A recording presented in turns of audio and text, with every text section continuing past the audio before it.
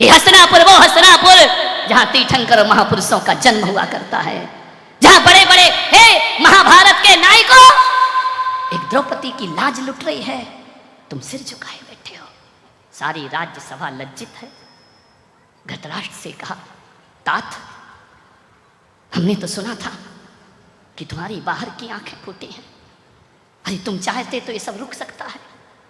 तुम कह सकते हो दुर्योधन को कि इतना अन्याय मत करो, एक नारी को निर्वस्त्र मत करो। अट्टहास कर रहा है दुर्योधन, दुशासन चीर खींचने को तैयार है।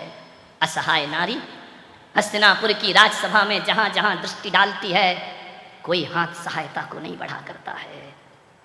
और दुशासन ने द्रौपदी की साड़ी को हाथ बढ़ाया। चीख रही बिलख रही द्रौपदी, नहीं मेरे साथ ऐसा अत्याचार मत करो, इतना मत गिराओ इस भारत के दर्शन को, अध्यात्म को, संस्कृति को। हे धर्म प्राण हस्तिनापुर, ये काला इतिहास। धृतराष्ट्र, जब भी तुम्हें दुनिया याद करेगी, कुल कलंकी कह करके दुनिया तुम्हें याद, कोई अपना नाम, अपने बच्चे का नाम धृतराष्ट्र नहीं रखेगा। ऐसा तुमने घिनौना कृत्य यहां पर हो रहा है। जब देखा उसने द्रौपदी ने, कोई आशा की किरण नहीं। बिन काज आज महाराज लाज गई मोरी, बिन काज आज महाराज लाज गई मोरी। दुख हरो द्वारिकाधीश शरण में तोरी, दुख हरो द्वार। हे माधव, अब ये सभा अंधी हो गई है। यहाँ का राजा ही अंधा नहीं है, आज इस सभा में एक एक व्यक्ति अंधा दिखाई दे रहा है। हे मधुसूदन, हे केशव, हे नारायण, हे द्वारिकाधीश, आओ ये अबला तुम्हें पुकारती है। जब कोई नहीं होता है वहां नारायण कृष्ण पहुंच जाया करते हैं। ध्यान रखिए, आपको मालूम है ये घटना, जो कृष्ण ने हाथ उठाया, चीर पर चीर बढ़ता गया, बढ़ता गया, बढ़ता गया। देखा आपने वह दृश्य अपनी आंखों से। किसी की लाज, ये वही कन्हैया है जो गोपियों के वस्त्र चुराता है, ये वही कन्हैया है जो द्रौपदी की लाज बचाता है। इतना चीर बढ़ा, इतना चीर बढ़ा, खींचते खींचते दुशासन बेहोश होने लगा। मालूम है, द्रौपदी ने कहा कि हे केशव, मैं तुम्हारा एहसान जिंदगी में नहीं भूल पाऊंगी। आज तुम नहीं होते तो आज इस अबला के क्या हाल हो गए होते। नारायण कृष्ण ने कहा कि द्रौपदी, ऐसा क्यों बोलती हो? मालूम है तुझे, मैं किसी का कर्ज नहीं लेता। जब मेरी एक दिन द्वारिका में उंगली कट गई थी, सत्यभामा रुक्मणी दवा लेने भागी थी, लेकिन बहन द्रौपदी तू अकेली खड़ी रही थी, और तुमने अपने दुपट्टे को फाड़कर मेरे हाथ में पट्टी बांधी थी। और उसी दिन द्रौपदी, मैंने कहा था कि जो साड़ी की चिंदी तूने मुझे बांधी है, एक दिन साड़ियों का अंबार लगा दूंगा तुझे। कृष्ण किसी का मुफ्त में नहीं लेते, सुदामा के चिवड़े खाते हैं और द्वारिका जैसी नगरी बसाकर लौटा देते हैं। मैं आपसे निवेदन कर रहा हूं सूरत वालों, संत पुरुष महापुरुष किसी से कुछ नहीं लेते, और यदि किसी से कुछ ले लें तो दरिया भर वापिस लौटाने की ताकत रखा करते हैं। संत क्या लेगा तुमसे, क्या करेंगे महापुरुष? कृष्ण इतना लेते हैं और दरिया भर लौटा दिया करते हैं। मान्यवर, द्रौपदी नैनों से छल छला गए। एक चिंदी का इतना बड़ा उपकार माना कृष्ण ने। एक बात ध्यान रखना, मूर्ख लोग होते हैं जो किसी पे एहसान करते हैं तो जिंदगी भर याद रखते हैं, ज्ञानी होते हैं जो एहसान करके भूल जाया करते हैं। ध्यान रखना, द्रौपदी तो भूल गई थी। एक चिंदी साड़ी बन जाया करती है। अपनी जिंदगी में ऐसे कई क्षण आएंगे। आपसे निवेदन करता हूँ कि आज किसी की सहायता करोगे, कल वो महावृक्ष बनकर हमारी सहायता करेगा। ध्यान रखना, जीवन इसी का नाम हुआ करता है। आपसे मेरा इतना ही निवेदन। द्रौपदी ने कहा, अभी केस नहीं बनेंगे, जिन केसों को पकड़ के दुशासन तू लेकर आया है मुझे, और जब तक भीम इसकी भुजाएं नहीं तोड़ देगा, ये द्रौपदी अपने केस बांधने वाली नहीं है।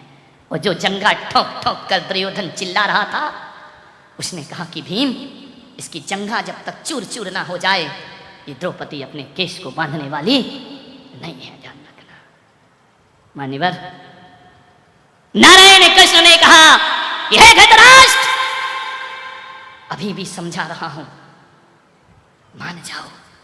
और यदि नहीं माने ना तो हे अंधे धृतराष्ट्र, 100 पुत्रों की लाश पे आंसू बहाना पड़ेंगे तुमको। और हे दुर्योधन दुशासन,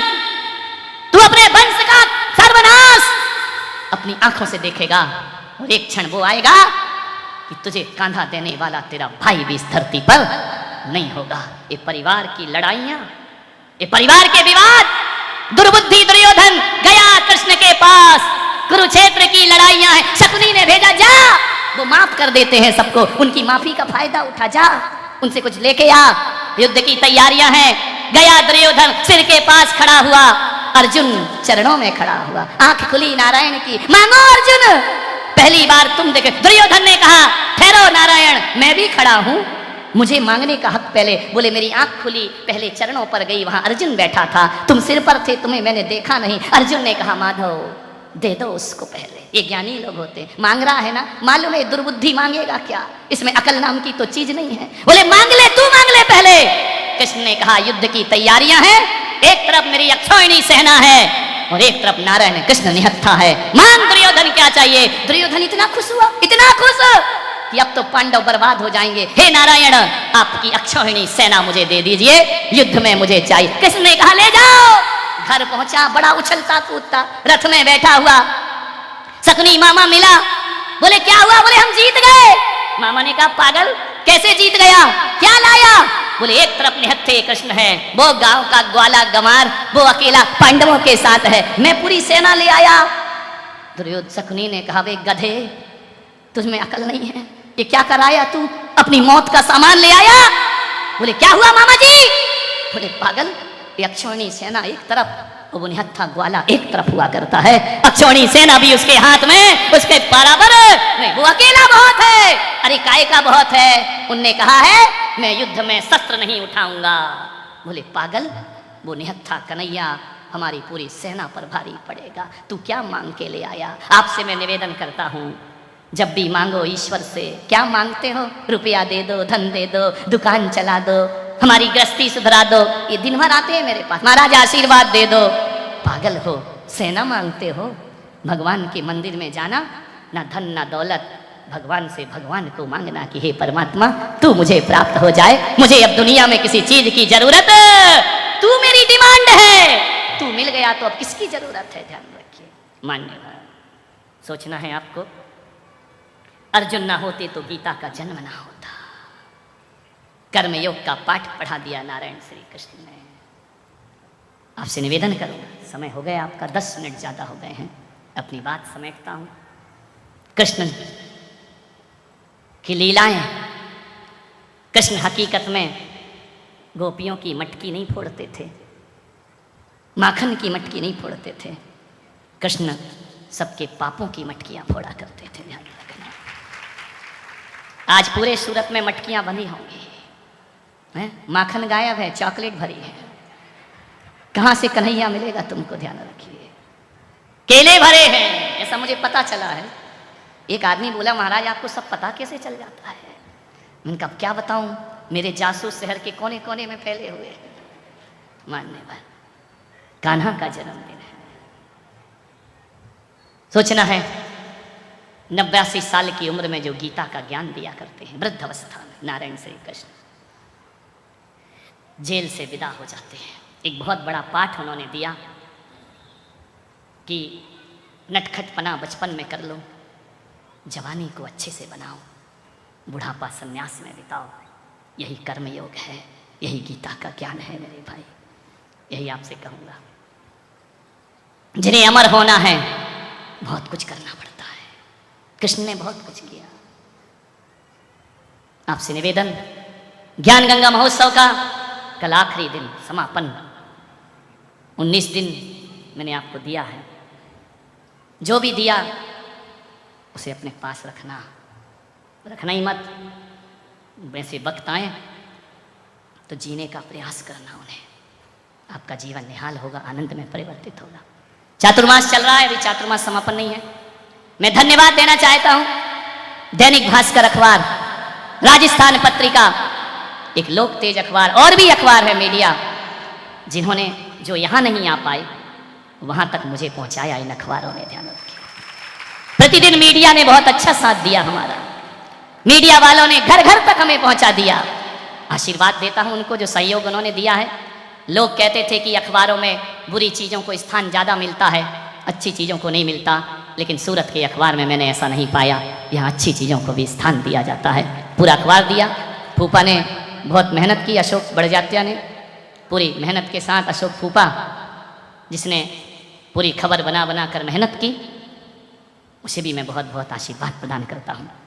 मैंने एक दिन और कहा था, जो आप सोशल मीडिया पर मुझे देख रहे हैं, ललित जी ग्वालियर मीडिया प्रभारी हैं हमारे संघ के, उन्होंने मोबाइल के द्वारा जन जन तक पहुंचाने का काम किया है। ये वो लोग हैं जो संतों की वाणी को आगे पहुंचाते हैं। ये भी आशीर्वाद के पात्र हुआ करते हैं। महावीरा चैनल सारे देश में हमारी आवाज़ और संदेश को पहुंचा रहा है। जहां हम नहीं पहुंचते वो हमें वहां पहुंचा रहा है। पारस चैनल, जितने भी चैनल यहाँ पर लगे हुए हैं, जगह जगह संदेश पहुंचा रहे हैं। मेरे काम को जो मैं नहीं कर सकता वो ये कर रहे हैं। इन सब मीडिया वालों को मैं आशीर्वाद प्रदान करता हूँ। और आप सबकी चर्चा कल के अंतिम प्रवचन में मैं आपसे करूँगा। कल 8:30 बजे पुनः उपस्थित हो।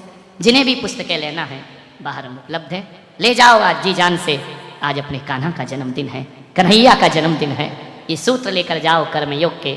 आप सबने सुना, अनुग्रहित हूँ।